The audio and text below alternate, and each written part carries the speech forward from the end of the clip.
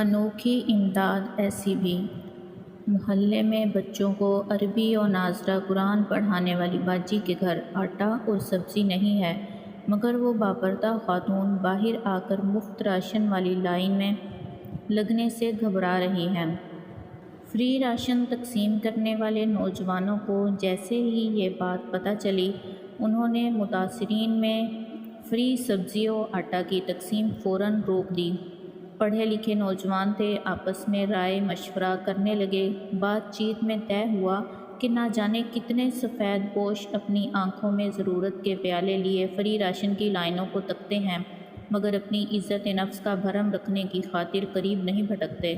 مشورے کے بعد نوجوانوں نے فری راشن کی تقسیم کا بورڈ بدل دیا اور دوسرا بورڈ آویزاں کر دیا۔ ہر طرح کی سبزی 15 روپے کلو، مسالہ فری، آٹا، چاول، دال 15 روپے کلو، خصوصی آفر۔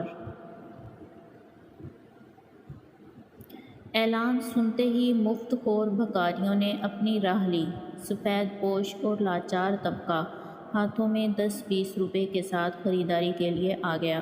قطار میں کھڑا ہونے سے اسے کوئی گھبراہٹ نہ ہوئی، نہ ہلڑ بازی ہوئی۔ لائن میں ایک طرف بچوں کو قرآن پڑھانے والی باپردہ باجی بھی مٹھی میں معمولی سی رقم لیے اعتماد کے ساتھ نمناک آنکھوں کے ساتھ کھڑی تھیں۔ ان کی باری آئی، پیسے دیے، سامان لیا اور اطمینان سے گھر آ گئیں۔ سامان کھولا، دیکھا ان کے ذریعے ادا کی گئی پوری قیمت سنت یوسف علیہ السلام کی طرح ان کے سامان میں موجود ہے، لیکن انہیں خبر تک نہ ہو سکی تھی کہ کس نے وہ پیسے کب ان کے سامان میں رکھے تھے۔ نوجوان ہر خریدار کے ساتھ یہی کر رہے تھے۔ یقیناً علم کو جہالت پر مرتبہ حاصل ہے۔ مدد کیجیے پر عزت نفس مجروح نہ کیجیے۔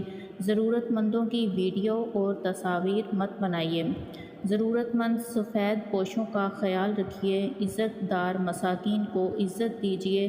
یقین رکھیے اللہ تعالیٰ آپ پر زیادہ با اختیار ہے۔